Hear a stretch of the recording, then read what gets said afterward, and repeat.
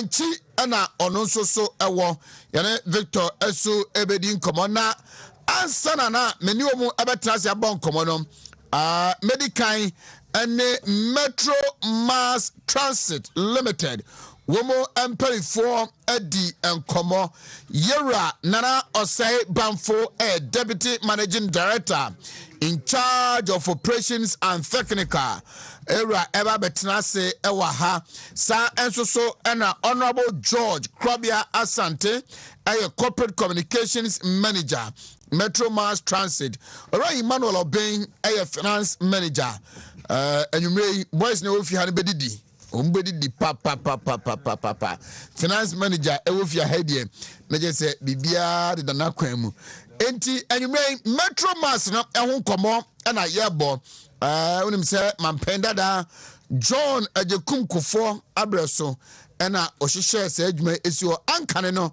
nenka ye ka basi ho asema nenka ye osa se okaya osa eni ne opranfo no na nka ye bedi nkomo ye form hom mampenda da John Kufo Abreso no oye hyehyeye e de ene Metro Mass no obetremu epa ifira konwa so 2019 January 7 2009 January 7 no ana adwuma no esaye bibio ho na danko Akufo-Addo ba yi wo hu ni se ahukika sonko kra asai aba ho enum nkomo ana nya nwumre ye tena se na ye di ehon nkomo amen fancy menu apanyi so hu na che Yera Nana Osei Banfo mention North's own Deputy Managing Director in charge of operations and technical.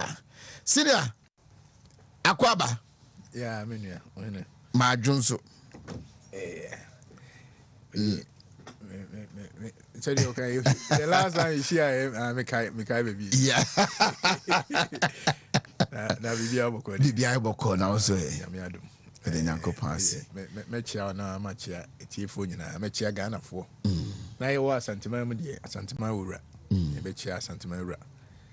MPP fo nyina Ghana fo nyina ne me Metro Mass fo. Especially Kumasi de ne e be chia Kumasi branch fo nyina. Yeah. All right. Ora kwabia. Majo. Minia mejoso.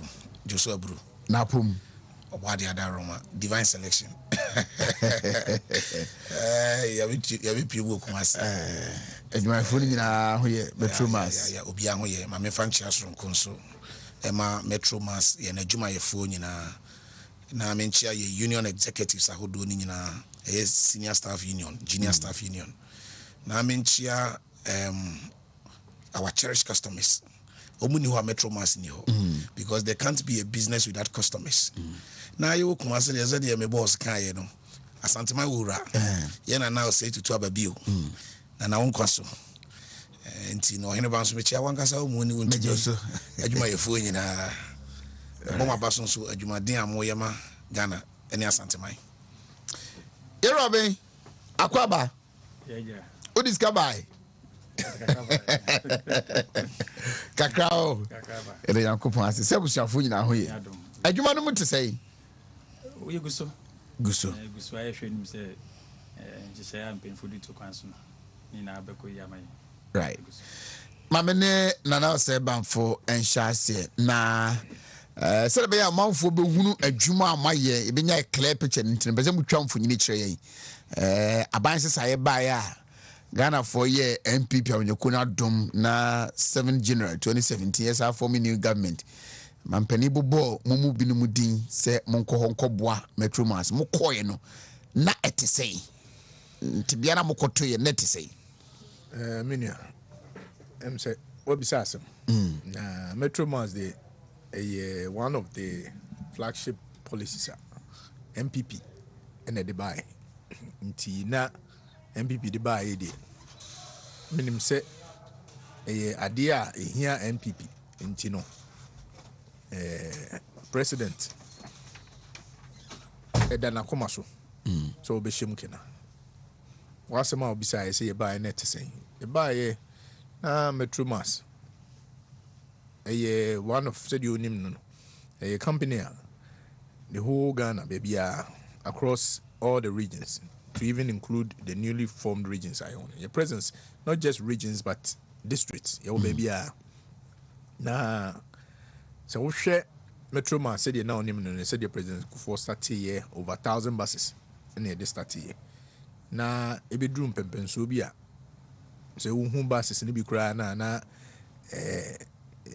nipa bebree ɛde compare ada na wontumi ɛmfa so boɔ no nyinaa mbɔ sɛbi yɛbaeɛ no because yɛbaeɛ no buses no so wohwɛ registration no bi a ebi yɛ Z registration ebi koraa yɛ Y X ɛne nam kwan so still ɛkyerɛ sɛ bus no ho ɔden nanso ɛkyerɛ sɛ bus no abɔ nkɔkora ne mmerɛwa nti woyɛ den a sɛbi ahoɔden no a yɛde hyɛ aseɛ no nyɛ saa ahoɔden no na saa mmerɛ yi ɛbɛtumi akɔ so ayɛ adwuma sɛdeɛ yɛ no ɛma operation cost kɔ soro bi a wotena bus no mu nhwɛ na bi a akɔsɛ asi baabi even sɛ wohwɛ wokɔforo bus a obi wɔ hɔ bɛgyina hɔ a ɔhwɛ bus ne registration no a ɛna ɔde foro ɔhwɛ bus na akɔ na bi yɛ 15 16 a ɔsɛ ma mentwɛn 2020 2021 ɛyɛ baa na maforo nti ɛyɛ adeɛ a yɛbɛtoyɛ na most of ɛyɛ buses a yɛbɛtoyɛ no na ɛnyinyini na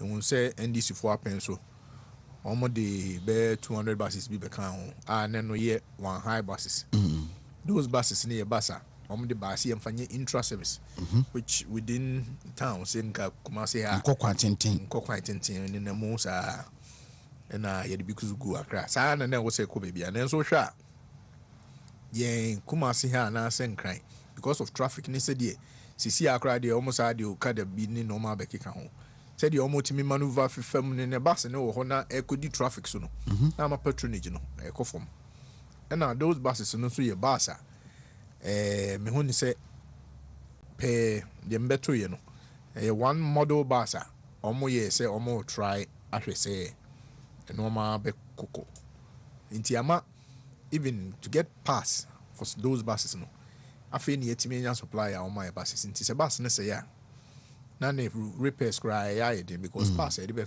repair no ne ni hɔ that's part of the state a yɛbɛto yɛ wohwɛ so a those buses na ankasa no your friend say yeah because of the nature of patronage in Intino. There was a management strategize na you hwɛ kwan a yɛbɛfa so a yɛbɛyi bus na free intra service because yɛbɔka already now no bus no sɛ wa motu kwan won sɛ wokɔ places bi to say New York wokɔ London, a horse said you almost use buses. No, people are willing to stand on the bus because that's the only means of transport, mass transport. But Ghana had no biba, na say yes, rush hour pa be and see to onya any other option. O me jina bus or in any kushim. No one's a bus na ma no akope. Tina a canal cost run. Tina we have to re-strategize. Here is our buses. No, and the baby to say not too long distance to save a free. A higher could be or boise, yes, never say yes, because not fleet now crying up for. Then so you buy, a buy way, estate say, or beboana, wamayenya buses. Osha, your new buses are yenya. Say, President year inauguration before elections. Say, inaugurate 100 buses be my STC for. So our buses now the same buses, the buses.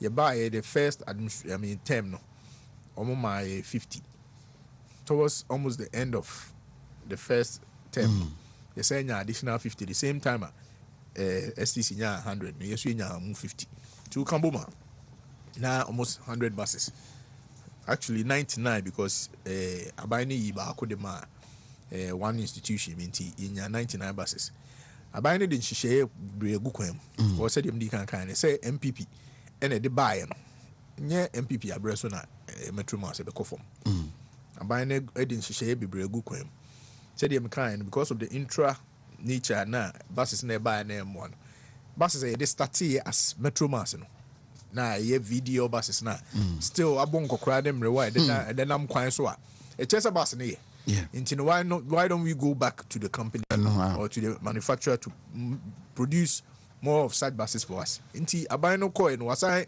akohu company no. So was it Times? and Daily Graphic Times. Now it was an advertisement for 55 buses. Now almost sure be to me those buses number. I go through. Now I buy na decline first tranche 45. I go through that. Go through. And all my produce buses na we.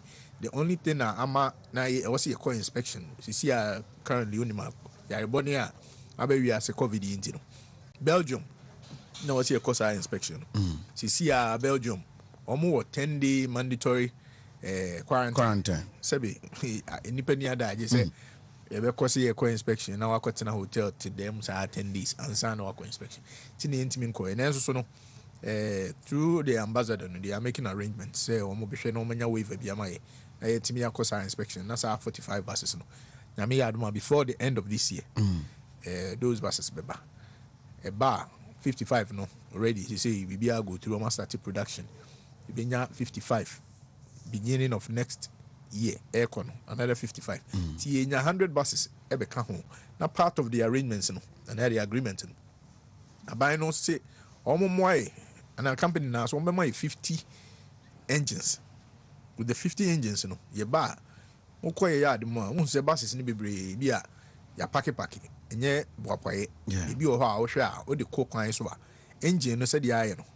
fuel or the car be kokwan so na omra na 80% of the fuel kwa emwa nti be ya paki bebre nya se ye be say na bibi bebre o ha ye be yi ebi so ha ye be scrap it na ni nyina na ye time the end scrap na ya identify say be sade ababa on the road no ye be fix na na ye new ya start this project no akra oba ho a obehu bebre kuma se ya so ya start ye be fit bus ni bebre near the new engines no abegum na ayem no because you were in 50 new engines near the buses no 50 new practically 50 new buses I say nya kan ho ama 150 aban kro na so amaye akonya say obemaye additional be 200 buses be no it's going through our Ministry of Finance and check e be go through Parliament or more approval and also so 200 buses 100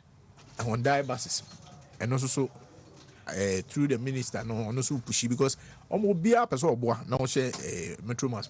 One thing that you realize is so called transport select committee meeting one area yes cover asema whether it's MPP whether it's NDC obia support metro mass because metro mass here company yes servo sebe abano ese obia wo ofia buses no there are segments obia wo ne customer rich no we serve sebe the middle to lower income for obi the elites no so but there no say even adwadifo do titu say bebre communities bebre or some metro mass ankwa ebi makro yeah so many communities are metro mass ankwa omo makro and there are some communities sisi a yen nkwa because kwan ne nye obi ambeso obeko but sisi a ban we yada roma ye akwan ye kwan na na hu se competitor bi eba so no so one ye be compete there are towns and communities I am for ne kroma no almost omo kra ma omo set up stations simply because metro mass ahwe ma na afa ye akwan ne ye no na mo pese mo ba enti metro mass aban no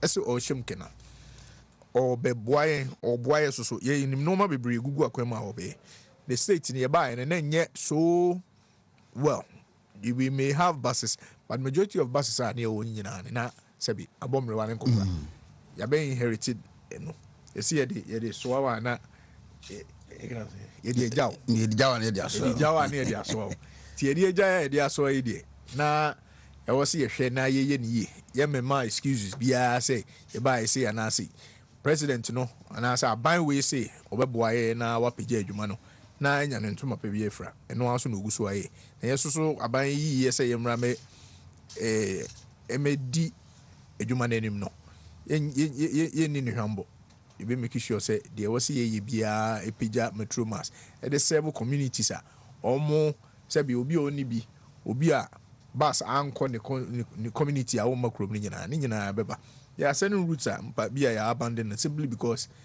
buses no ebi ntimi nkɔ but nyame ya adoma within the next few months enu nyina to obetwa maybe an yenko baby a yegya ko why slow yenko as frequent as we should have ni nyina ye besesa no mo be next time e betena ha no na wo mo boy abaso say ampa ya hye aban ne munyam ya hye Ghana for so ni munyam. All right, let's talk about Subio. Now, sir, Banfuno, Deputy Managing Director in charge of operations and technical. I'm core communication manager, Honum, corporate communications manager. Ira Krabias Auntie. Sebi guy fine. Oh, yes, I don't know. Fantastic. You're holding, papa. Holding, I'm not memoir extended more operations now, because I said, Metro Mass must operate no, you be removing me pa na minim senya me ya domo mobile room hey float to medic kesi bi pa abekoso enti yemfa no enwura mu ansa na afi wi a maba sikasem no de on the menya time pa because ho hia me pa you hear about my menda wase aja de me boss kan ni nyina na nkedi bi we kan ba sa de wadi kan kan no say obehwe say obeme yakwanya na operations no ya run because enema ye ne de bebre ye gusu twi school kwala free ayenjo muska e mandate ni bi no okruma e twi kwala bi o school uniform bi a Metro Mass and if ye ma hu cost kum ana ye budget a kiro sika kum wo sa de ne ho a ohene ba enye easy woni beje na yesa wo policy a agent krofo a omumfi na kwa ni mu pa na ye job half the cost or the price of a bus I register was a gender ministry MMA those people some card be would be queer terminal be we have a policy which are half of the fare and also that's what to kind 5 cities now we are changing our age now ukra card now which are half so all these systems are still in place na yenshe float no said we know in ID car no we will say why float na idea what are we seeking to achieve. Yes, Sajumadi Yasi Enra. Okay. Takrade. Now let me give a brief history. Metro Mass, Obia in Metro Mass originally, in colors, orange. O my peninico for said Jumanas Duff, John Kerry, buses nearby in black and orange. Into Obia who those buses are they are easily to be identified. Yeah. Along the line, successive governments buy buses ni be buy just say me boss kan high here buy our former presidents info nyine de da ho no who say buses now there is nothing on those buses actually say a Metro Mass buses so okay air conditioning buses that we use some buy actually manufacturers no nyina na e wear colors e be a red e be a yellow it's obi busa say so Metro Mass ko 4 buses no are we in existence this question keeps coming. Before we say, is Metro Mass really in existence? Meanwhile, we got any panel for bus in video. But what do you say Metro Mass buses? So at a management meeting, in fact, there was a department of research from Prism. They conduct all the research works for Metro Mass, planning, research, and information in those things. And Omo said, no, there's the need for us to sensitize the market or the public. Now you create awareness. Moreover, no, my member for Konya Kesi, so na member year minister, a sector minister, honorable transport minister, honorable Akufo-Addo Mabaso. Ye buy any who say you judge for be brain no heneba. I am Crofo a could do what to do. Accra, Omom Quafla, Okofani Yamabani Adi. Into Omo Bedru to do now. Almost saw Moniamadia Kaneshi terminal, Akofoka Kotakra, the Cape Coast. Obuase now a bin so edeba circle, Abefoka Abakumas, a difficult amount. It's ye the any bubu ya ni who say no. I never say ocean cry, I won't say opposite Accra Metropolitan Assembly or new building. Yeah. Terminal Febi or a lolo for terminal. Na a transport ministry and a Shesa facility nation. Yen agencies are Jumama Transport Ministry. In the wisdom and in the vision of my chief executives, I am a managing director, any deputies, any management as a whole. And we say we need to push and get a space over there. Nyamiada Roma minister and Sutie, your request no akumapam. I'm a name you have been able to secure a terminal over there.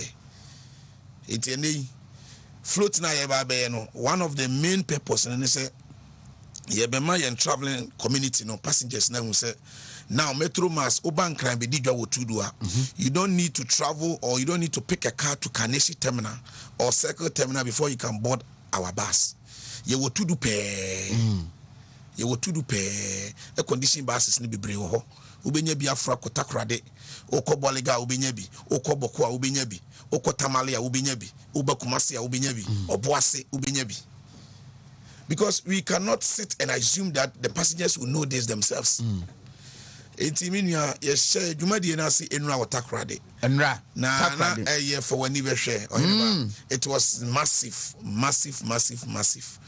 Na Jumadi no nshe ye no ye police in a cabo move because we needed to have police protection. Tie ye krata koma police. It was a free media. Media na dey say me office dey me mo na ye adwuma. We had the UTV, Adom, Connect, Rock. All the other sister stations I were Takradina, they were there. Now, yes, indeed, sir, Susuyana is yes, public ni be bringing me a bus no. Float in the air near the bus ni me no idiot. The very bus I ever hold the room. Me no diachity. Crofoba is our bus is here, Crofoba Nibia. People didn't even know. Nakrofo any haji. Na Takrade to Accra or Heneba. A condition buses for TV boom, ye 30 cities. People didn't know. And Crawford 55 cities, 60 cities, 50 cities. It's in a year float to them Crawford who says, meet me on your condition bus afro. I will tackle their concrete. No money. Yes, our 9th bus. Ufi Takrade Bakumase. Now, person 2 and 10. ABA been 2 person be doing Humachia. Your 9th service, 9th buses. Our Takrade. On the 10th of this month, yes, started Kumasi so dear. And no Ubenya, and yes, I will be a Accra. Na nyame boa watching a float na ye babe no Kumasi no. Just the yen or Takrade no. And no be na ye babe no Kumasi. Baby, you free by ye before see be do amene me boss ye kushia MTTD police ye no more tenase. E kwa mbefa so abebo ban ne ade nyina na ye san hihye no. Nyame ya adoma dwumadi ne be start an pat 9 AM. Ye sha se wa Abrepo Junction. Yeah, your main depot no no. Abrepo Junction and I yes dwumadi na se. Routes I be first ni binene Abrepo. Ohwa. Unse ohineba so obiti Abrepo. Obiti kwada so ye boa IPT. Bosen na or Bakra or Bepe Basa Bakra. Also here air condition. Obiti crow from airport runabout. Obiti Patasi, Santasi. I didn't know was any pano Efoka be me no anami and sans and do asuka. Ana asafu akofro bus. This is what Metro Mass we have identified. Say a huge market opportunity for us. And you know, with our buses and the buses, you know, so the same condition buses are almost other transport operators, no, and so you should. Adiaba Kokrasama dan and so say over the period, your drivers no approval me say in terms of safety. It is only Metro Mass bus now to more bit me a bus seat in wada. Unkate when into no baby a woko. You know, let's capitalize on that advantage. Na yintimin service our market na wo baby ayabo so no. It was na start fruit no Abrepo Junction. Ye dey fa Abrepo Busen. Now heneba ya wura mu ho saa ni aba be sisa macro ni breman ehye enum ho no. Ni ye dey ani akyere so am run about. Ya ba fa so am run about. E be wo mu afa tafo crop 600 ho no. Na ya wura mu ni aba be si crow from traffic light. Ni ye dey ani akyere airport runabout. From airport runabout ni asan wo mu ani abesi adum. Ni efuro ya be piem be kwa runabout. Ni asan fa ho akosi kwada so Sofulai for na sa kwan so ohene ba yewia ni yasan ba be wi yen depo Abrepo Junction ho no na yasan yen hyehyɛ ye hu say apart from arrangement we cry yasan ya no say Abrepo Junction na o person ba be free and bus you don't need to travel to Abrepo Junction before you can have our bus. Kotna Jofel, Egusuni Jofel, through my boss, DMD or in charge of operations, or Bojuma Yenes what Tiana make. My boss will buy and say on that because the mandate His Excellency Nana Danko Akufo-Addo. Ediama and say yen deliver near Metro Mass na nim or my Panico for the buy. I have worked with Metro Mass for the past 10 years. Yes, a lot of people don't know. I have worked with Metro Mass for the past 10 years. And here, in Yasa Quanyano, in himself in a company, and Yamu Bini, they were under MPP administration, Biano Metro Mass Pija. This is a fact. It's in the AGD, say, and now do I buy now also show that clear commitment. Any that the political will say, Obey revive Metro Mass. You will GDA say, as staff. I was saying, you to me putting in place a mechanism or measures. A bit me abua na a support to government and she power or my it will try any jofel a she ufram to Kenya say Bukrum Estate sepe ubedru airport na me how hon faka cross or babre for junction ubeba jofel in kunye gu ho canopy ho otena se e twa take it amount bus ni tu ya na be fa na de ko. Oh, okay. The same arrangement ye bi wo ejoso ye be bi wo tech a che say empany 4 year juma. It's a tech enclave. Overtake. You don't need to be in traffic. Okay. So we bus for an hour, the project shall be flow bus. You only have to get your ticket at a particular place. Yeah, as a satellite terminal. Now what na what train? You do why I take it that I come out. I join a bus no call baby I walk. Okay. And then I'm also can say me say about a week ago of Metro Mass bus nibi.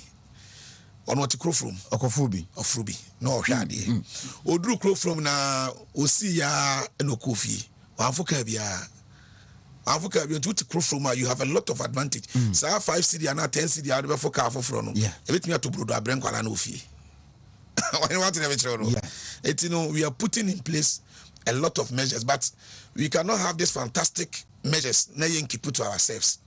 We are working with a certain community or your group will be no mudin komo. They need to know about Enshishaya. And now what we are also doing, and then we are trying to segment the market. Floating is any new buses it is not going to take away your traditional buses and our operations. No. But what will happen in say? So now are naturally on pair condition, depending on their health status and our health conditions. The non-air conditioning bus will be there. The air conditioning bus will also be there. So it's a matter of choice. That's what I say. Matthias, we are working so hard, and I can assure you, there be we say I'm a true challenge. Emma government say Metro Mass unemployment. I buy yana from if I buy Emma 500 buses or anybody, Metro Mass can employ more than 3,000 unemployed youth in this country. We have that capacity. Nationwide, we have over 380 routes. We operate in almost every district capital. It's Metro Mass has the capacity. And I know Nana Akufo-Addo, MPP Abain, will support Metro Mass because I'm on the whole Metro Mass. Right. Me that's it. Mamko Oral Benho, finance manager Emma Metro Mass na Minko Busanum. How is it managing the Metro Mass, especially the finance part of it, at say? It's for you now. There's also be some question we know. Idea a me as a accountant. At the back to say, when you so manages Casamwa and they would accompany idea a Metro Mass Jumano Kaisa Medjani to 2006. Now, a year buses I want to cover some few areas in the country. That's the regions now, but 208. I buy more buses. Until once they cover all the regions in the now who say na skasam so be ko at a point I think up to 2012 then our buses are no less than 1,000 at the age man. And so actually and what you say me the shame for your skasam ho. Sisi no buses na kofom. Enti ama ne kwan fa so manage scan so I would say the more make I say exclusive film because you'll earn less, but there's more you have to pay, or the more you have to do. And it's easy, but nyame my holding it to me managing kakra. Now when I come say, yeah, my communication director can say we are covered in all the region with 380 routes. Yeah. And as at that time, I was a route na no na basis we work on so no na and also a doors no less than 700. They be our council. Now staff no so I want over 4,000.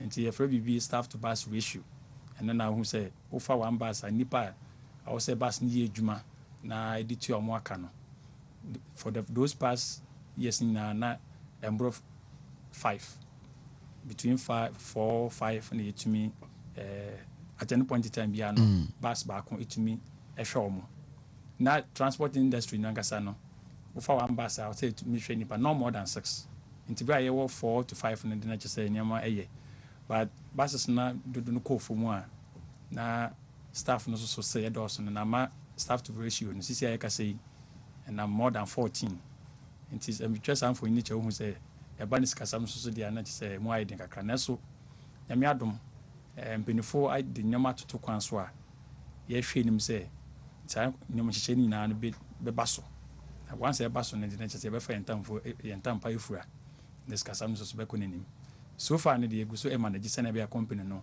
bɛkɔ so gyina ne nan so na saa nhyehyɛ no nyinaa bɛ mu so a na yɛtumi asɛvo ɔman no sɛnea ɛwɔ sɛ yɛtumi sɛvo. All right, Andy, WTMT ma Mr. Amra Osubiu na mebusa. I have listened to buses no ankasa na movie adwuma purpose a A7 no Matia modwuma efo your drivers na afi no how they ensure the safety of the people are getting on board the metro mass no to say minim say ya mo amote and some will move kakra how is it yeah about when say metro mass the communications manager kai it's one of the safest transport companies in the country and yes because your drivers near the more fun to so we share first no now your drivers are doing more as far as Ivory Coast Grand Cotrinium near the Omaba safety and periodic engagement with MTTD external consultants we do a whole lot until your drivers there very experienced in the when it comes to driving. So be if you be a man you may find one or two because they am in Sibia. Question the entire beside because we are one complaint be driving but they if you yes so too many cars yep your buses no so video buses no Idwane there may be times that you may see say but said you make an if you be a man sound what's your engine and that's our bus cinema it's already to trailer mura with me action but you are locking they are intimate beyond certain but maybe a one or two be try some be messy with it but you know you check it as your technical people no more make sure say periodically you checking who say so I know man but overall there when it comes to safety and drivers they are one fantastic people so they okay one rider I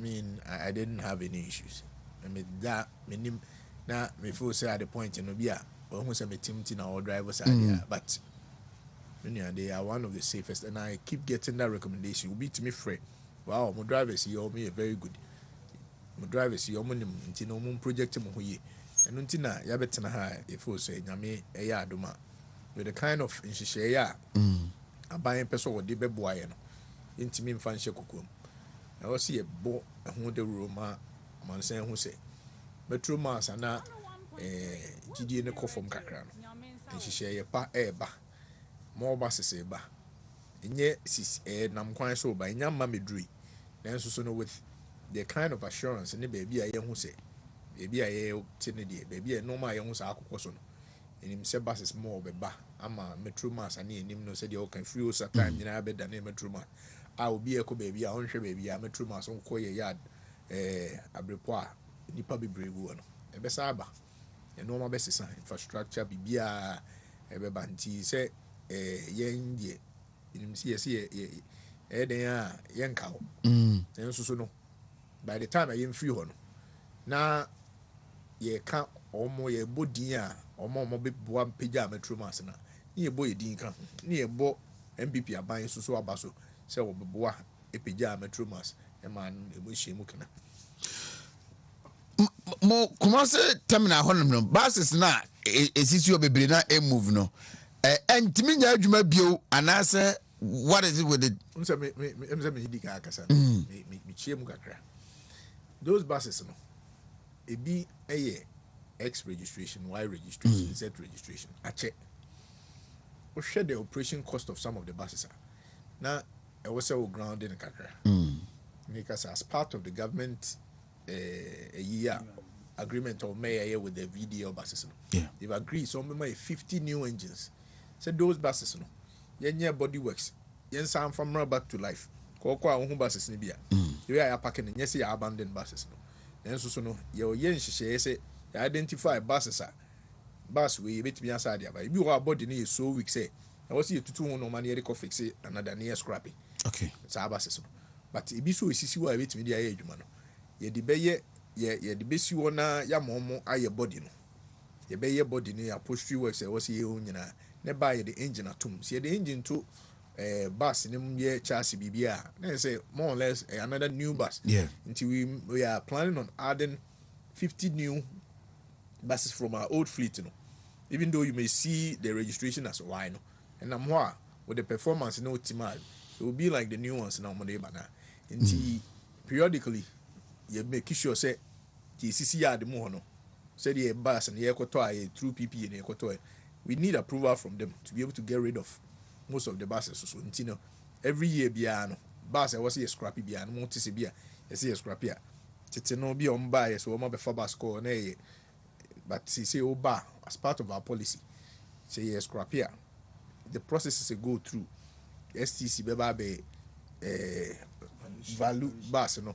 I make sure say no my pay what bus no bit me reusing na etutu free home. Na ka shell na issue na your beba beto no.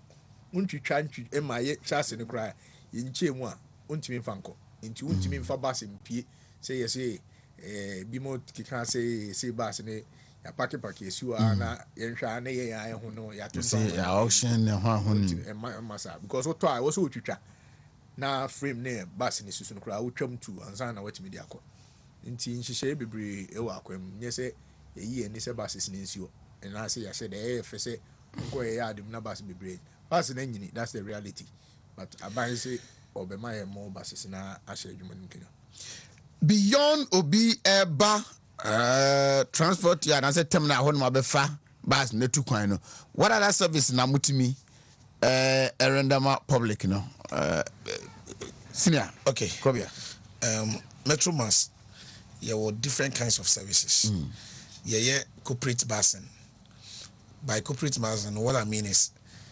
adwumakuo bi e dey say Akufo-Addo hospital omutimi ni co contract ema ye bus o staff ema wo and Kumasi ade ye bebre yesan ye hiring services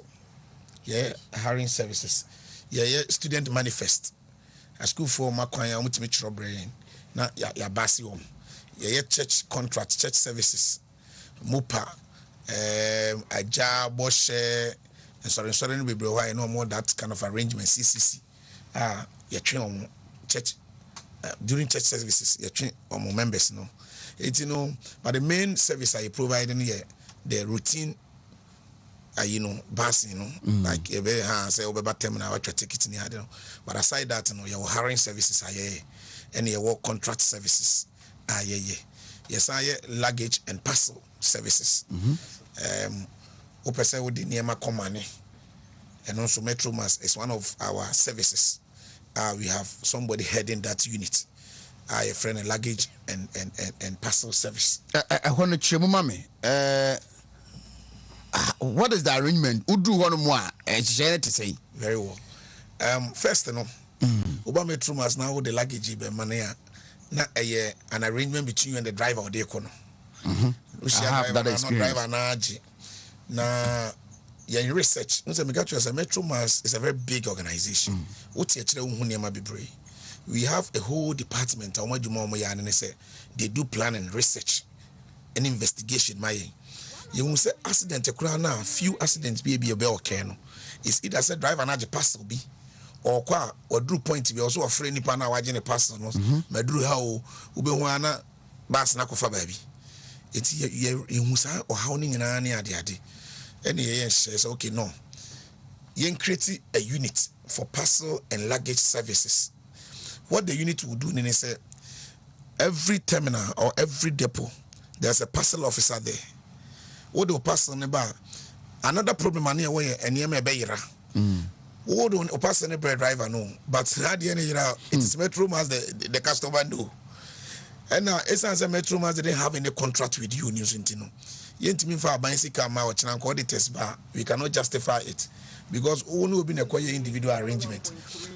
Not a your how my. So as part of measures, the addresses are near Manon.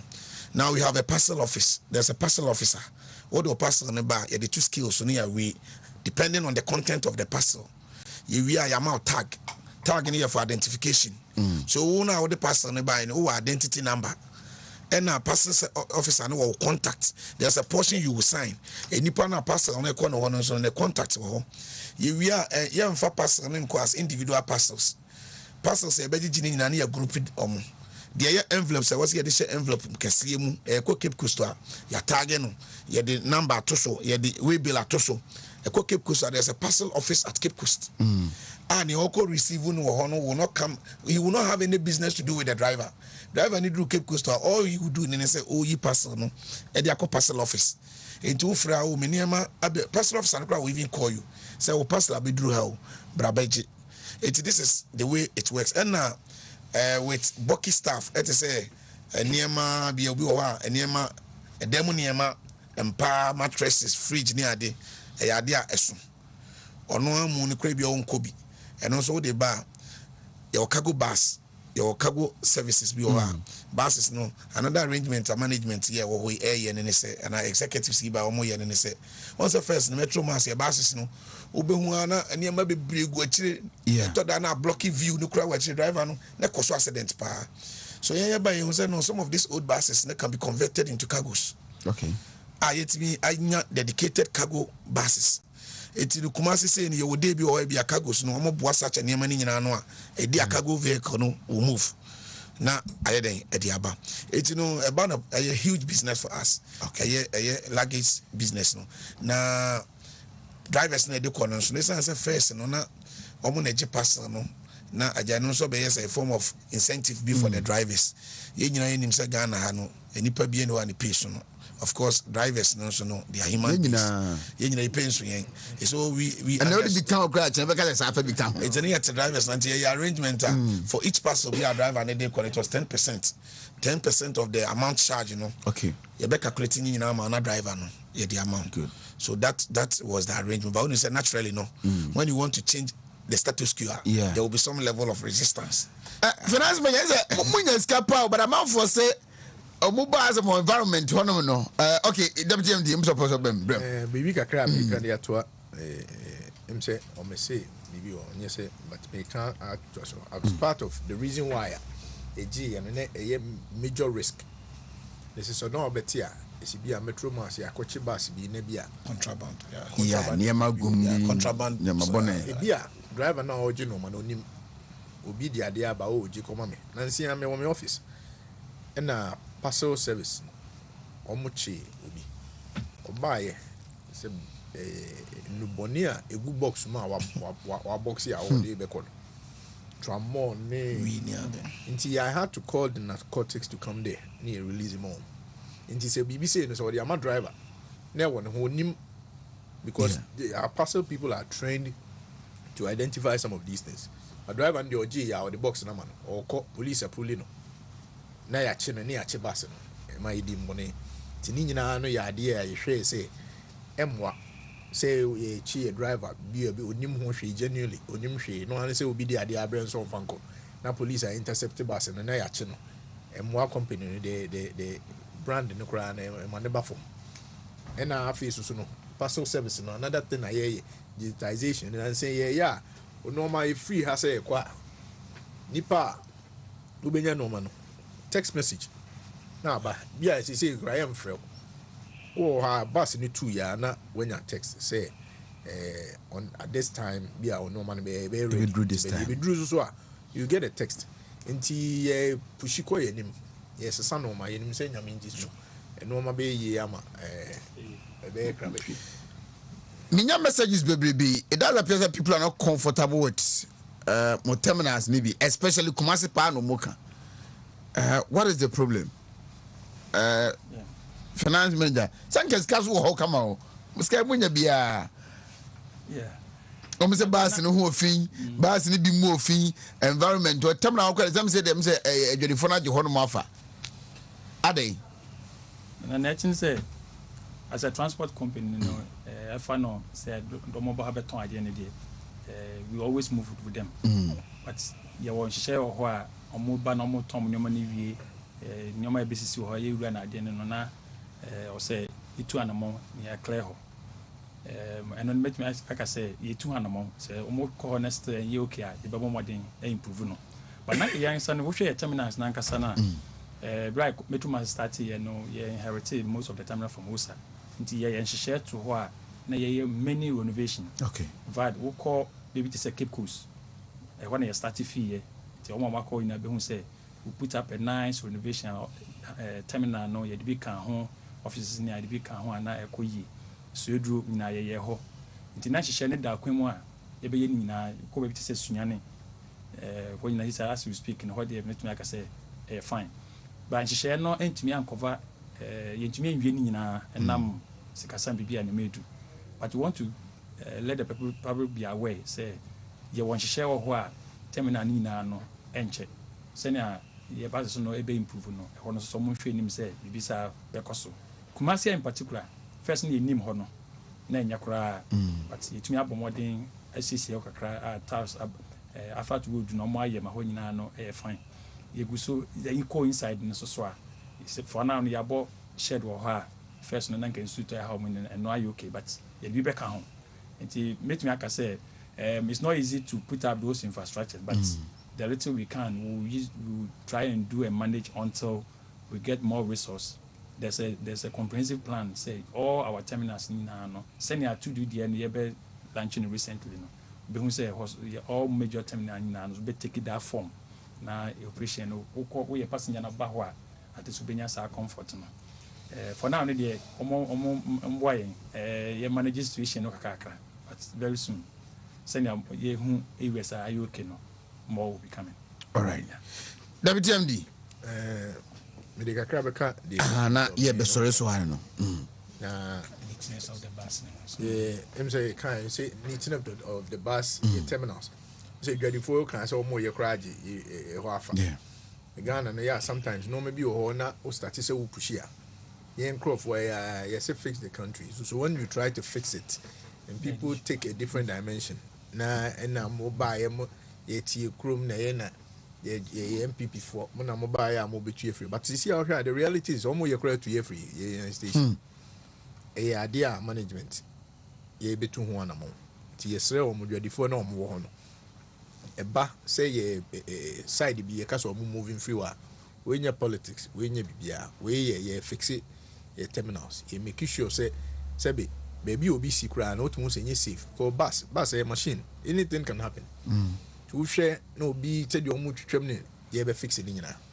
Nti sa resistance ne ye be share someone so media no. Yeah. So na mo be support ye mo be boy. Because mo also na say honye enya moka. Maybe I'm getting calls every day.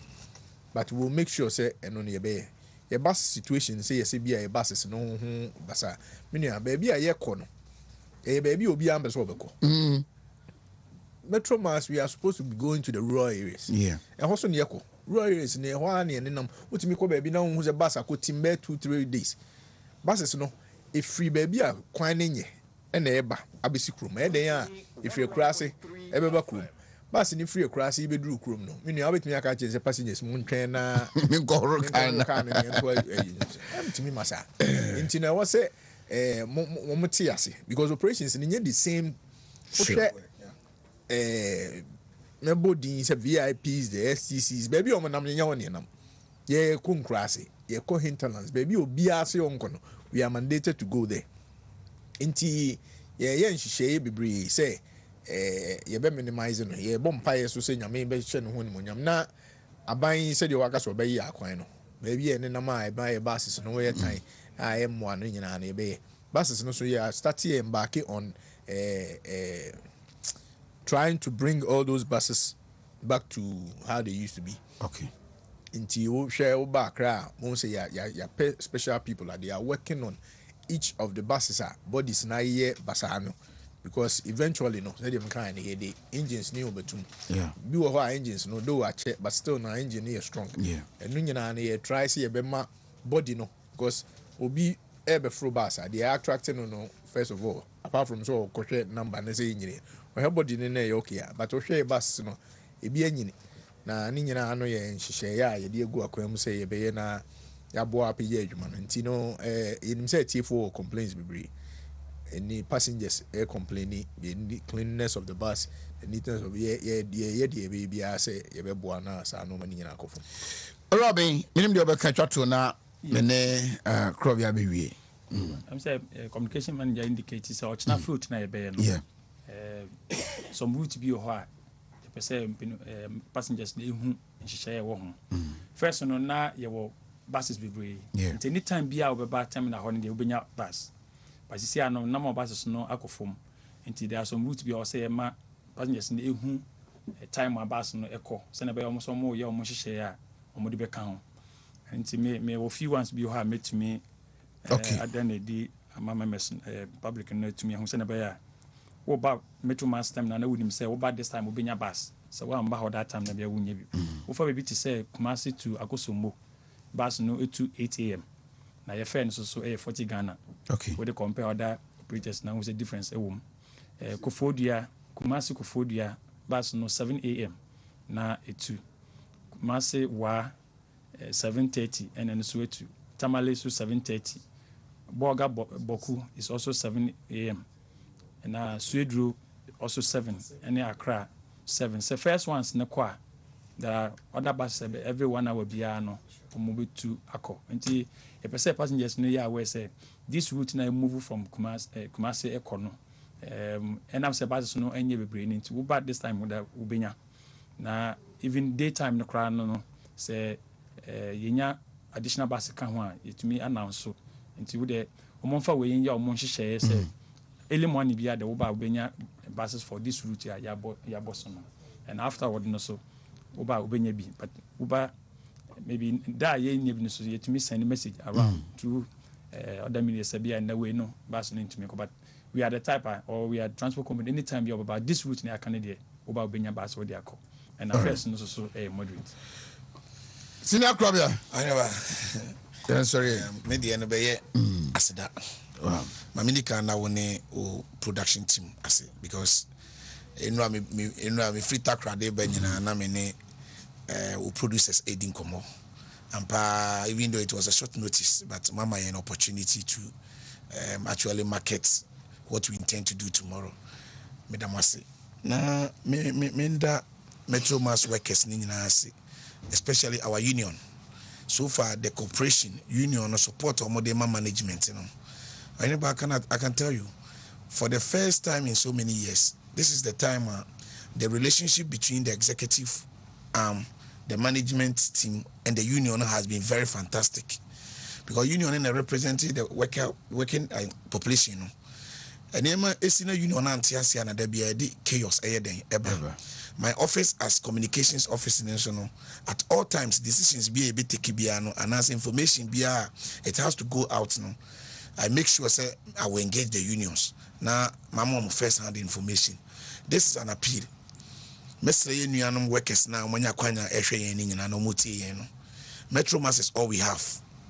The communications office is there. It is the official mouthpiece of the company. It is the official mouthpiece of the executive arm. Maybe me train me DM this boss, ye will program Hayamra. Wadi mechi yaba. Se staff be a concern that should be the first point of call. Boss, bibi say yo yantiasi. Mini information at that material moment in a manager or you're responsible now go to the manager and pick that information for the staff. Now Master almost say gone were the days that Metro Mass were always in the news for negative publicity. And why a basana kill the investment drive. Investor be anywhere or pay brander any attractive. And now yeah staff no crano banks ni bebre no o copy loan now say you paint a certain picture be grooming picture be say company ni kura no enema nya bank bi anywhere obenya interest so the sika bema a company na it is perceived to be going down. It, you know, I will make that passionate appeal to the staff. Say, my office is there for them. They should always contact that office for information. Right. Deputy MD. Yes, sorry. Wait, said Minia Kai, Eddie Aseda, to Nebemo.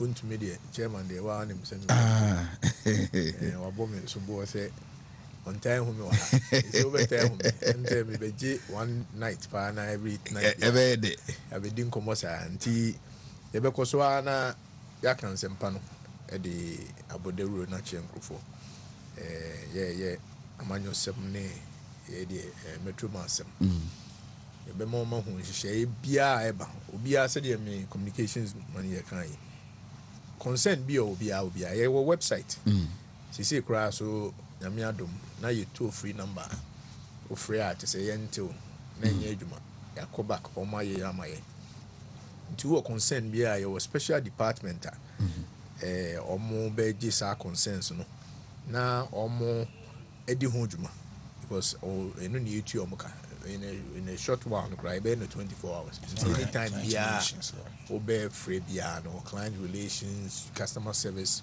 bia nti ye pije adwuma no ye obia customers are always right passengers ni ho a ni ho na passengers no susu no aban se opese ye boa na obia ni area se ya nko ho a ontimi makrum obia onni sebe onni bi school nkra me nu kan o kan se ye fa up to JHS which is school uniform kan for free. I don't know say you nima metro man so any prison service obi a owo Ghana ha bia prisoner bia obekọ jail na ye be yi no every jail bia no we have arrangement as part of our corporate responsibility. Yes so yema say nipa no free transport from bia ye che no na ye de ne to mu no to the destination e bia yemfa ne say o ko ofri akra besena ko yemfa nse kumawu a ye betimi de na besi juso ni odru a say ni free ho ko de watwaso but ye do call as close as possible and this is everywhere. You can cross check with prison services and the metro mass adwumaku a aban no de ba ma Ghana fo nyina right nti obi a wo consensus a ye ba ye no nye say ye pese ye beti asem de nko a pese amanfo frɛ yen customer service numbers na complaints so offer ye na driver bi entreat you ye so offer ye conductor bi no anka say ye point officer bi no an ni ye ma ye hu so ye wo kwan a because entity ya ye de o mo fam no expectation is say ye be the leading transport company in the country which we are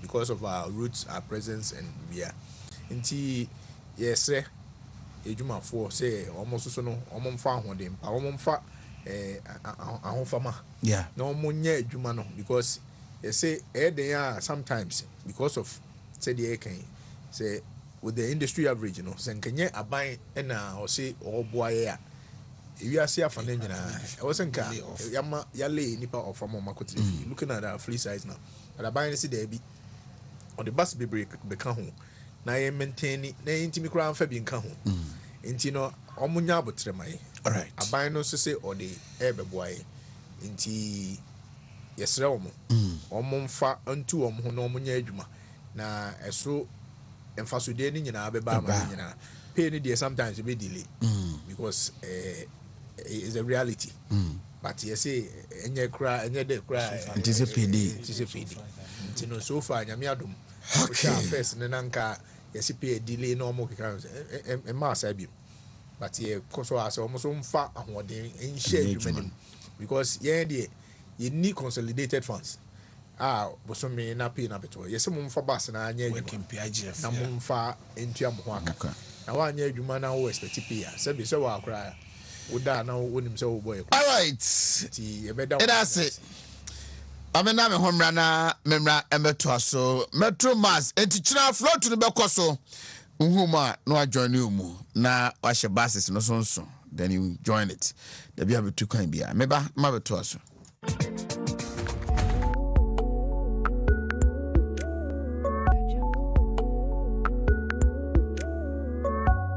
21st clinic sciatica expert a 21st clinic ye ho ne dia bibiduro esa oyare wo ba ya yo lab test na wie no ye be ye o massage bi a wo ba wi asokra wo nya bi da ye wie de wato machine so ne dia bibiduro ne dia wo no enti wo to ase ho no entini na wo ho no esane fa wo srem wanase wo nantu nyina fa wo nanso ho nyina no sa eho teche mape nurse wo die mia ye friend sciatica na wo mo ye expert e wo Ghana ha no 21st clinic ye wo more than 10 branches e Ghana ha wudu sunya ne ye nie kumase enkran baabia say ye bie foforo e wo tadi ma efie kuma number 9 ho na sciatica expert 21st clinic adwuma obetimi afre wo frɛ number no branch na ben wo ne a kyerɛ wo na wo kɔ ho 0540 311311 0540 311311 sciatica expert 21st clinic.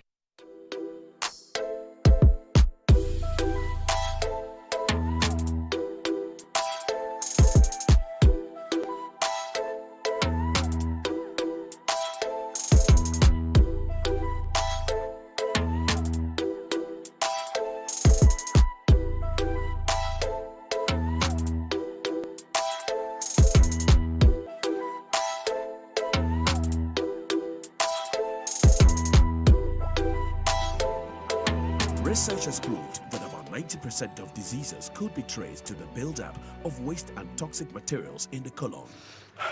Excuse me, what's your secret? Living Bitters comes in handy to cleanse your colon.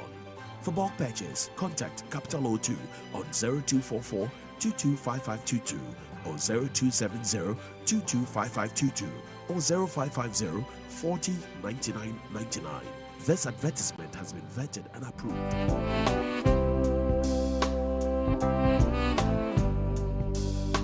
Yare bakwa ehaye mema pa especially ya yenya 40 years and above no efire prostate ehho obetumi nya prostate enlargement and after prostatitis se wokwa yare sabia na ka chew se wo PSA level ekọ higher kai na hu se wo prostate no ehho ya tochema se hu se wo chim ansa na wadwonso wo dwonso na emu apai anaso edu anadwo wo ta dwonso a ene kai na hu se wonya prostate disorder.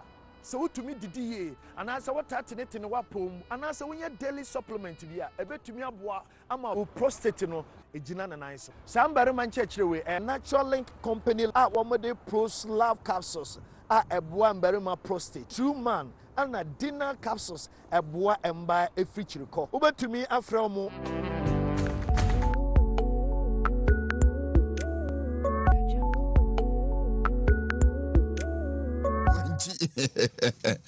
Vili a champo subi on so subi o subi yamabo to Tanzania sorry so cry Henry akwaba nefie Boko pa chafuni nyina hoye great my microphone emra so kakra me Bibia boko fine we have a conference the Asia Yeshabako. Great. You see, she ain't Chibiasa. Yes. What did CDD for a report? What can be? What did you want some kakra? What did you want and some kakra? Nice, Cora. Ya chair for a video. Now, I'm a party near who drums and you call CDD. As soon as your best say, and near my Bakumi Nubi, unity or other constituencies. Or see a na yetimi eka ho. So the last time near kasa for polling station register. I'm say by nsema ya tete no. E be stress empany for be sha se de omo na esi form na omo hwe de e koso wo some of the constituencies. Emu anya sa anhwa na de ankoyi.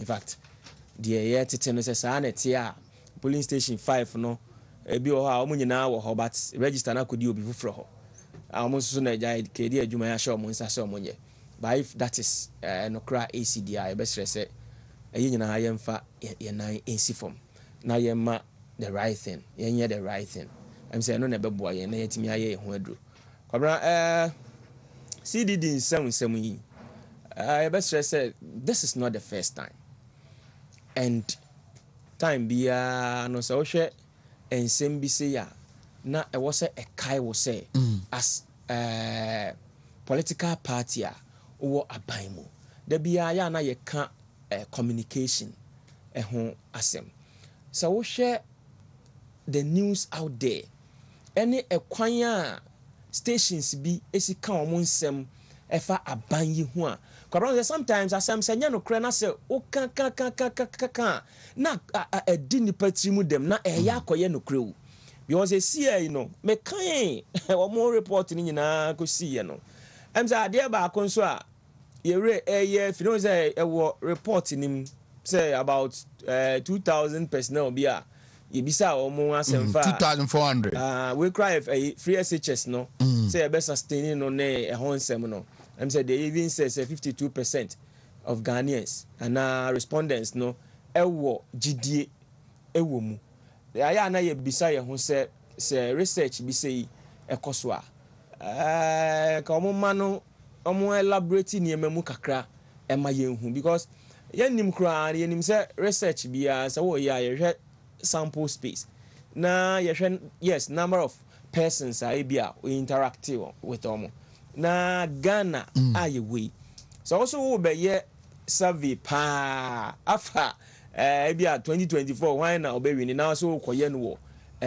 menhia ana also koye no asafu ukogina asafu mfimfin ana wo kodwo so mfimfin akobisa se why na be di nkunim 2024 na nkofo yi anu wie na wo gina so say that is the fact me gidi say na because area ye to aba NPP timinya 96% ni 90%.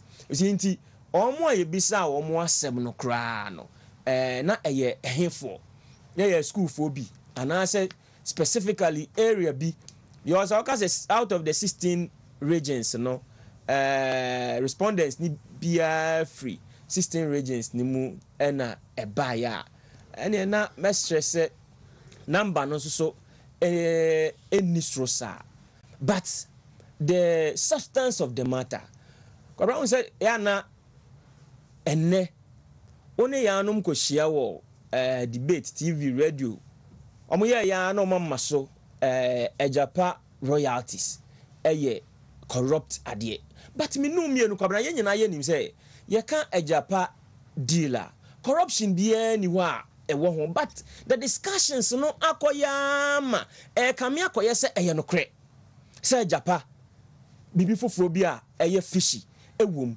okay ohwa mo nsem e course wa this CDD any omo nsem e course omo bi so ma say onim say at a point paper bi kra na me kan eye say they even asked of dom level ni leave our call ye any say odi na djuma okọ ahunje mu nyina no e ko ba say dom level e ko leave then it means say na e wosenka aban no de ne nansi from mema ne enko leave afei so obi a oye more than 60 years enka yema ne ntina adwuma mu na wonya adwuma but the fact say wako leave the time so aso I so retire wa retire nti they are telling us say enunti ama o mampanyini entimi fight corruption because section of Ghanaians so say dom level betimi fight corruption but otena so ekodi enfie say okay enti ye best say the econo me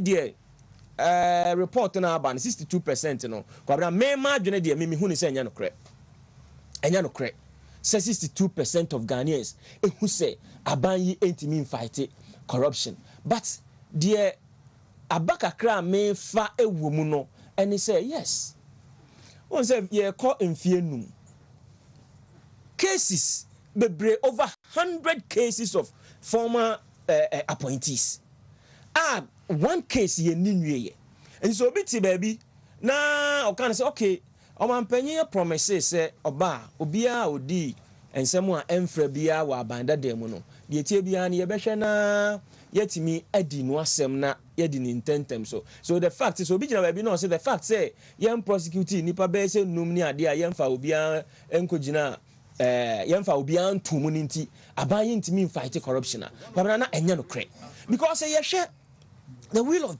justice kwabena ɔmampanyin na Nado Dankwa Akufo-Addo yes ɔyɛ lawyer ni mapa enti bibia obɛyɛ bia no ɔtwɛke cautiously ɔmampanyin ntimi mfa mmra nhyɛ ne nsɛm nka sɛ o wagyaagyefoɔ nipa no yɛde ne ba mototo na no baako mienu miɛnsa momfa ne nkɔtom dabi ɛwɔ sɛ yɛma mmra no ɛna ɛyɛ adwuma enti mmra na ɛkɔ so a ɛyɛ adwuma enti yɛbɛsrɛ the news out there no me to me njindi kwabra me njindi and me gidi a enyeye because if somebody etimi bie na no ka say oh special prosecutor eye Martin Amidu even or resign ye no kra no e kire say aban yi entimi get hold of the fight of corruption na no obi gina so so de koye survey no de aba ne questions a okobisemu who say respondent no answer ben and or the beko and everybody knows say special prosecutor yes papa ya about for say friend say jaben right yeah one statement bi o want time on we ko share ye no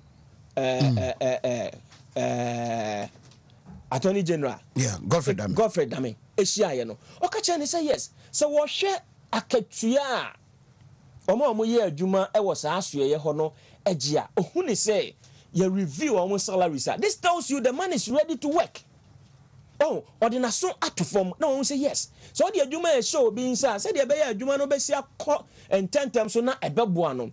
So be accommodate no. Oka se onko fight corruption or no to him. Ebiana and yes said ye. Or no esi pen no. Enti ade ba ko a wo ka ho asem no. Enti Martin Amidu wo ho no. A special prosecutor enti Martin Amidu wo the salaries are na the staff no edge. Say ohun ya to him dear nanka ebetimi aboa ama say ye be review omo akatua na nipa no so wo ye adwuma wo hu say wo ye adwuma kron Martin Amidu came out openly to tell Ghanaians say in fact bibia ohia bia a special prosecutor no he was given and even the budget as of the time our free office no scam the man no the office no I learned say about 30% grand one spend it. So was Martin Amidu ready to fight corruption? And if indeed Martin Amidu are resigning, no biti baby no say the fact say Martin Amidu are resigning no. Ebi obi na asha say on resigning eto omampanyini entimi en fight corruption. Media me gitumu a enyeye aneba. Enti mesre say eyeye nyina won say Ghana na e wo no ye ka the fighter. Enei se police ni kogina kwa ho na oje bribe. Ana police ni etutu obi asem ko police station na bibi kosi na oje adamudi a won se sa sobo ni nyina ekobo omampanyi na Nado Dankwa Akufo-Addo sobo no ekobo no etoso mienu se obi ko school time I hear say nansia mo fra bi school na hairs bi nsensem bi ba abonten a ekoya nyina won se ni nyina no eba behyem se eye aban no asede senka ono ne wo se osia no nti head bi ti ni school mu a oye bibia sebe se ye no kra emfra no ehun sobo no nipa ne etwe e de atwe na Nado Dankwa Akufo-Addo abehyem yenhwe the man Akufo-Addo obaye as omampanyini ensem bia akoso aye corruption case bia akoso bia no anamo ben na omampanyini na Nado Dankwa Akufo-Addo watu Obama ba Ghana asem na okakire Ghana for okakire say yema institutions no enye adwuma and then if institutions ye adwuma so obi di bone na CID etutu na no yoko eni ade omunyina no etutu oma no ehu ne pomasi bre na otene na obeka kire Ghana for say indeed why survey bi na oye no Ghana for eni gidie ewo omampanyini na Nado Dankwa Akufo-Addo mu concerning the fight against corruption na me de megituma enyeye enti omo san mrabium na omo nkyere yen ekwan kra omo fa so a omo arrive at sa omo we na omo results no I ba bonti no you see and edru maybe sometimes I was say yen susu yen say and someone CDD e de ba bonti yin nyina no kwabra unim say enye corruption cases in kwa so na or the barbonting. So a intina akoma the discussion no yes center on corruption and kuaho. Obianim again the man na Nado Dankwa Akufo-Addo before say obeba. Asemo catch Ghana for so no corruption on ye bida. yɛmpɛ one case na yɛnka sɛ ɔmampanyin Nana Addo Dankwa Akufo-Addo saa asɛm wei deɛ ɛfa waa wakache said the previous government former president John Dramani Mahama ne na pamfo and somewhere found ho niema omo ye even at the presidency and somewhere a course so obiani ho obetimi alenke sa ansem ni bi akofa his excellency Nana Addo Dankwa Akufo-Addo ho enti ye be sere se obian kana koma ento ne yam. These are some of the things Ghana obia to aba obia belonging to a political party ye be sere afenso yensan enhwe ya brabo mu ene ya setena mu enso ye. So your government appointee ebia ne say nsem we ba abonten no anko fa ba bia appointees no anko am ho but sometimes you hwe nsem we bia etimi ba out for discussions bia ministry we akoya ade we and we appointee na so person wo aban yi ama aban yi adwuma ekoso a ye be hye se eye nyina there's one who say your actions and your inactions one kasa as an appointee ne de so obi kan sam no dia fa ho na obo odi ofo se fly sa news no ensele enipa nhye dan embai sa news na e fa ho no but se ko ba se ye twa ne ye kofa omampanyini ade ni be hyemu a enumom ene be fly enti wei akoye afutuo in spite of the fact say me ka se me nje sa report yi endi no yensan nhye ye suban enso ye as government appointees yensan nhye ye suban enso ye as party leaders. Yebesre adie bia yebeye no abonti bia no the aftermath effect no will be on the president. Eti yensu yenhwe yesuban ensu ye as leaders of the party as government appointees. Adie a obeye bia no se eye papa se enye papa eye omampanyin Nana Addo Dankwa Akufo-Addo ena ebekọ akọ rest e wone so. Enti yebesre appointees nyina. Okay. Sa die bia be ba bonten no eye ene ba bonten o se nche bia ye be discussions wa fa health minister ene ensensem a ekoso won say explanation no enche da ma ye to Ghanaians and to obi obeti sa asem ni bia no ofo say what enkofo e kan wa bonten no eno ne ensem a eye enokra ekoso and so obi sa obi ensem kofa sa covid sika yi ene ho ensem a de tie bia no nipa kro no ebeka bi e de tia aban yi onka medima no esi from no na me say discussions no time bia no eni kwa say yen defend yen defend no in the sense say asam ne ba aban yi yamfa mra bonten me man krofo nka entum futuro no ansa ne abe press conference say ye beka the right thing wo hwe covid sika ya and then kofo dia ye twa pia twa kofo anu say oh covid Ghana yenye sika bebre na ban yi de nsa bo covid sikam ene ade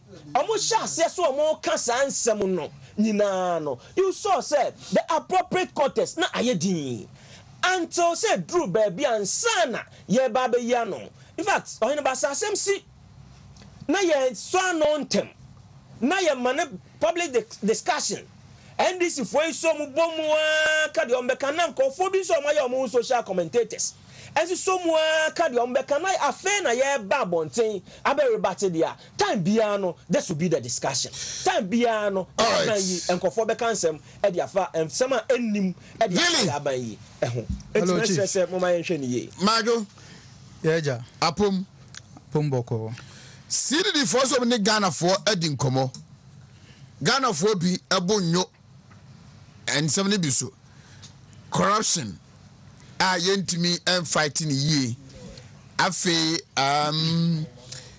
government officials be a lifestyle infrastructure provision especially on health education road bridges inya no mo hwenim se aban bekoso aye omo hwenim se free senior school be shemu kina 1D 1F no aban betokoso aye and afi planting rearing for food and jobs and also mo hwe se aban ebesai ahyemu kina pa omo asem no mo kenkan a do be mbo no tofa say the entire MPP ye lusu parliamentary seat do na no na Ghana for no buofu MPP for to me so ombe panishe na nya NDC paado mo pe omu anase omu hu bibisu nkubi awo mu ho nemum they voted against NPP MPs ni bi Any abino because of they wanted to punish us as a punishment. The macho, Mamincho. Okay, and you may Nana Mechia a tier for Nisubin for you now. The attorney say, wow, the TAD, CDD, Center for Democratic Governance. Development. Omni National Democratic Congress, different. And some of can also Muntikrum. Say a binding year, more than 8 years, Abese or mine. 2020 election, air course, no. Nanko mo expect say NDC for Krabinyasa Mano Munya Nana. Yanshe Nanado achievement so far. Even put for them to talk about corruption, it's a non-starter because Oshe corruption pa a course John Mahama time to even talk of Jida, to talk of Sada, to talk of Alfred Agbesi Woyomi. Say even Metro Mass for you free a bus branding pa a course that time. Omokoye branding because bon 3.6 million Ghana cedi. Emma even put transport minister na ankasa resign ye. Ode nana do amammo etoto dwoma ama amamu a eni kwan kra sen ko bia aka corruption asem kra e de target Nana Akufo-Addo because ohwe institutions are all establish even post special prosecutor ni nyina mu se obehwe se corruption normal ekoso nyina na obetu ase a even po iyoko any judiciary service se or enrich wo more or resource wo mo se ensi wa amammo bia mu da say yama institution biska so mo mfantu hu ana mo nkese hwe Martina midu nsem obeka na nsen say yen yamanam anye nadwuma on say ene attorney general akra ahye special prosecutor ifoforo wa hye no ahoden say obeja no aye nadwuma ama special prosecutor so aka nsem say obehia more staff because workers on no ye adwuma ye 9 pe cleaners ni ade 99 9 workers na e wo ho na wo Martina midu na wo hwe say obetimi de aye adwuma no special prosecutor ya obaye wachire say ohia nkofo 250 obetimi no ma ye adwuma okan ye so attorney general agiatum so obehye ne mukena ama ne sa nkofo no ne ahofama bia wo bia ma ode aye adwuma ye ba no keta hyehyɛ a ekoso wo man yimu a ana Akufo-Addo nya obi a obetimi de corruption atage no ohwɛ even po NDC for Abuga Pele ye jeli no for 6 years nana do so corruption so enya ne yaye ne man pardon ne man presidential pardon nan say ya nko da so twirim a lot of corruption cases are air course etia nkofo we mu no me sure say omu person omu distract papa no ba enya adwuma kofo beble egusu ayedi o masem enu ntina CDD fo no say Ghana fo say sab nema we nyina course abanda no omu hunu say ye hold people accountable ye so mu ye prosecute omu na ya ye nhihye say like ombenya confidence ampa abai no eka ye no otu ho na mo senior amamu chichire I think on that I agree with the CDD no amamu chichire enye dako asem and I even po nanado kra wa kan say justice ye prayer huntem even untimi condemn 5 years nana untimi kra condemn obi without say court kra approve say nipa ni defo omu nyina onse frustration omu de koso e wo court no ni nyina ka ho bio because obehwe no nipa no ogina court unim kofo do ogina court omu atwa omu ho no mama CDD for we abeka ansem just to frustrate people na say ya see the NDC for Works and Housing Collins Dauda yeah enti no che say omuti hokwa omu report makan 38-page report omu kofa ansem by governance by MMDC nsem but enti no enyam bae no amamu no enko so ana omu kofa ansem by the economy even about rental of private jet na that but John Mahama time ubetimi dey compare even on one in your private jet kwa we sukra na o charge government ohwe nsem bebre akoso even post special prosecutor nsem omu hu baby omu mfamfa na 2024 endru no corruption cases are omu pese ebebua enkofo atan nyina omu bete 15 years 30 years 45 years life imprisonment nyina ebeba so fi say some say amamu no enkoso yete ho yenjeli obia Abuga Pele ne den okwo 6 years omu maka nyina didi so omu ma wi aban sika omu a omu se public fund oma misuse ni nyina attorney general department eguso di asem no enti de metimi asren say Ghana for yenkan akomanto yeyem na nanado ogu so ebu oman no na corruption de ontimi mfam betage nanado na ebedu 2024 no ye behwe ensem a yete ya de tuti adwoma ama mu ko opposition no ye behu de ebekwa akowie because ontimi mfa 8 years embesa oman now expect say 5 years nipa ni mbu akonta ba ebi mu nso ko ebi bebre gina court ti ebesre ti enya abotre na papa no ogu so enso etu anamo CDD for no report no HS omu expect se mo beye mo niam yi na motimu akamasem yi akire omu na nsen ewo I think in prior so vice president any MPs ni Asia wo kan se omu fanto mu so aban aye lot na omu nchechemi. I think personally that is an admission. Say we are not telling our story enough. Officer Ejuma aban we aye Ghana for atiase yi. Oman oheneba die Ghana for Ejuma nana aye no. Ye kekase ye bo ade ebechin. We are planting for food and job. Even duty cry at so from 30% to 50%. We have pension scheme for cocoa farmers. Ebin see that cocoa for ye papa nom or mu do cocoa. No my ye cocoa adwuma pension scheme ni enye bi ma wo mo. Or retire so obi da wo ni bi da wo. Hwe mo de abo man no okọ. Anamontu a wo mu tu no. Eba ne CDD nsem yo a wo mo kana. De metimi aka ne say ye je nsem tum. But endu 4 years time.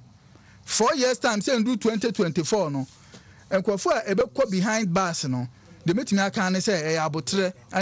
You do work with that attorney general department? No, sir, me read the law into me the ekoso because a lot of cases are ekoso as are now. You're prosecuting Kofobebre. Even recently, so mo beka and sembia ekoso eba afed woyomi. Because you are prosecuting no, but over here no, ade beche no akanta no akanse no akanse. Wontimi mfa prekope emfa nipa no ntimi nkotum. Tini nyina na ye besere say ye nya abotre ni enje Godfred Odame engine. Yeah, the meeting. Victor, Papa. Papa. CDD. And no one di hunkomo a benonti. Near the nursery. We the mesro kakra na machia me crew for wanchifo. Oh my day. Ano unze call delegates conference no. Machia a polling station executives. Na machia constituency executives. Papa na no ye call delegates conference and I think say ye share ideas kwa befa so a ye de be ye party no. Ma ye to adwene kire say polling station for bre ye. Omo na ye adwuma ni nyina ansana abakuru kesi mu na ye dwene say omutimi eye welfare bi edemo because papa obi be di party achi na the motor akonya accident onya mo bi amfa free party wo na the bicycle akonya accident na na life aye basa enenti yesre mpanyifo mfa nhihye ngu akwan mu se de be ya polling station for se bibi sa asi a omo beto omo no mo ama welfare no aye adwuma kama e de abo omo because okobi te se buoku malam krom ni wanchi adwuma polling station for ye ukwanchira kasenja mo Ken George mo subi so Fidelis akrobi asuoja omunyina adwuma mo ye ukobi te se boadan a chama jaru mo adwuma mo ye no papa eswani ahum keka omode ye adwuma na ekoba se omunya sebe bibia I think say na ya ndi esre delegacy hu hia polling station for mu hia papa ndi esre se mpanfo be nhihye ama na afiri soro wa beduru ase wona omunyina benefit na abo omo papa mi kuro hene se wo chia wo na nasafo kantanka megene so waso obo ho modern pohwe wanopa ene anwumre nyina tikoso ana ye adwuma pafa bo a Ghana man papa am say CDD I think say minim so omo wa Ghana wo unim de ntia mesi minim so omo wa Ghana omo ha pa papa we don fi say na anu ya against ensem yi na nka we say CDD be ba be kasa papa omo be omo ama me kasa mi wa say na European Union for omo sources of kakra firi oba enti no musure so mbaba be kasa ene de CDD aba abonten say omo ne Ghana fo akokasa mpese mbi so omo kageti ano mba na so omo kwa asafo ana omo ko Kwame Nkrumah ai suapo mu ho hefa no mba omo kwa esa my position is even if it is two people and omo di nkomo a omo ye Ghana fo a their views no and I said the conclusion of CDD no should not be taken up not yet to one or more to our own advantage and I say any benefit going to the 2024 either than to just rubbish it and then in attempt to discredit them. I'm say faba bi ni yamfa ni agro faba bi no so no ese ye ma CDD fo hu no say on pese o mo kire say o mo na ye o mo kasa o mbetu sana CDD fo djuma na akwakoye. You think so? Yes. Ohene ba ye hwa de bi wo ha fa wo de let's assume say the omo kan no ye fa na na do dan kwa Akufo-Addo oba e wanya akwadworo me pese ba assume pese ye fa then work on it. Ohene ba na na do anya akwadworo na na do ba ya na oba be yi special prosecutor say independent body and independent here omra me hwe ketase che ne proye no ntu ase dodo na bubo din Philip Addison bi mu bubo lawyer Bribu ahen akotampa na do se da bi yan cross outside the penalty box yan kona enkofa wan yewura Martin Amidu no omra me ye adwuma no Martin Amidu bae no president and a finance minister a man is sika so mfanya na adwuma ye man no office omo ko kire no office ya also for security reasons anya meanwhile so security for nyina to no say papa you have safe edema no was so pe omo no mba ya adwuma 200 peoples oyene ba ye man ho akade ye man ho sika so mfo at the end of the day no you do Martin Amidu ko na 9 people pen na e no office want to be anya adwuma no so you the blame come president ya na enu kwa say my president blame because no person kata asehye ene prayer no ase etu and NDC for the CDD report no ebose NDC for mo say so mo per classmate e dey amajo mama e mo tag na na do dan kwa Akufo-Addo classmate ni nyese school classmate and nyese law classmate you corruption classmate e no mo pe omo fan compare na na do dan kwa Akufo-Addo enye na fe so mo de corruption e be back no CDD say as a president and I buy bono modern yet ase efa air health sector so mbesisi hospital dani ade oyene ba ye hwa de bi wo ha na na do dan kwa Akufo-Addo esan say odwene nipa yedie ho na odwene say yempom ebe ya kama nti na na do ba na onye ni suade hunu health workers for no mugu fie 54,000 under John Dramani Mahama administration no na na do dan kwa Akufo-Addo eni ewura kwa adwuma manu Bruni de hye I employ 54 nurses no ana omutifie no which they say odwa manfo mpom de 2 one constituency one ambulance aba eya adwuma drone na na do dan kwa Akufo-Addo nya ni suade hunu say esese nya drone a ba bi wo wa na kwan no se wo ye ne dan kura na kwan no nye enti drone e de aduro beko ye ba bia na wo kura ka nipa de enti na nipa na wu na do dan kwa Akufo-Addo hu se da bi sa de na se tuotwa na tuotwa abi ni Ghana abete se waka obi a ye nya aduro anya den amfa anwo no na do dan kwa Akufo-Addo be wo se ye wo kura nketo abi wo wa e se nya chip compound edisisi wo and the chip compound Koforidua offense chip compound or Achimampo chip compound or Samproso chip compound or Ahankrasu chip compound or Hineba when a treasure na do down kwa Akufo-Addo ebo adwuma Yemra hospital se ankasa so na yanhwe Upper West Regional Hospital Ewa Hospital ene na do down kwa Akufo-Addo adawroma yawie Ga East Municipal Hospital kwa benya ena na do dan kwa Akufo-Addo awie dan kama fa esi wo Ghanaians want you to do more. Meti ase ohene ba dia na do dan kwa Akufo-Addo eno edu ba bia yempanfo no mo anya appointment no ese blame omo da bia me ba mo wase me was kan kama kwache CDD fo ni bi Why about the idea about Adia Omayi, Victor T. Me position, they say. They have done as a lot of good. Your first year in your second administration, and your third year in work, I say you have limited time to correct the wrongs and answer the wrong impression. First year in your second administration, no. The only thing now, even say again, omni gonna be in combo. Let's see you 2-1 more. See to me, yeah. A move 60-70% of what they are saying is and come on Ghana for DNO and no more expected free why. Are they not making us stronger? Or ever another no obi you are sutrino and your bonnet. But the Amepesa Metran say, Ajuma Papa Nayano. Senya move to me na mubeshwa, he found a Ajuma and another than Akufo-Addo. How many communicators apart from Abronyamo? Yenya, I don't know why if I yenya documents no one about prove the actual Ghana for. And then I need dinner. I have people, you know. But what to office or buy no previous administration, no Bonnie away, no Afro communicators. I dare say NDC here. And I'm many million Henry discussing this here. I dare say NDC here. Near my Bonnie or Moya, no way yaba. Na Ghana for near my papa and pipi buy our no. Now so what the idea matima move on. A quack to send another down Akufo-Addo my poor Yanano. Yes, I this year. Yamagana for and I this for so I know to Triampia or never. And this for to Triampia as a so moto because Yano, you sure I no money per Unicasio. Send you to be TV and maybe as a platform bang and a quack show and a network and a quack show.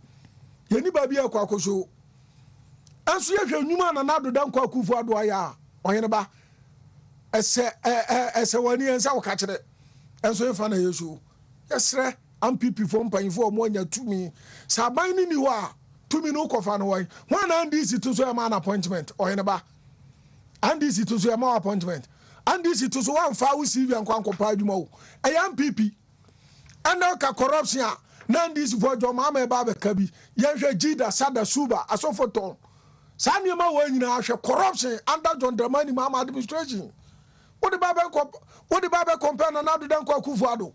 John Dramani Mama Becatcher say, one on a year crano, not a talkie bin and order mano, Ketuabi, and Subosi Candidia, and Jessica Kuma. Yansha Adian another than Akufo-Addo, Pokiasi interchange. Jessica, what yes, Pokiasi interchange, Wayanaba. I said $209 million. 3. Obi Chabi, Anna Tamale.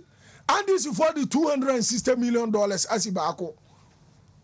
Why not save Ghana? Yesha mobile money at the Baumia and Anu Yai. So transfers Kakotigo, Ediko Voda. Now, and this is for Ayan saying, and this is for Sikano Modeyano. Or in about $2.6 billion. $2.6 billion. Now, do Akufo-Addo any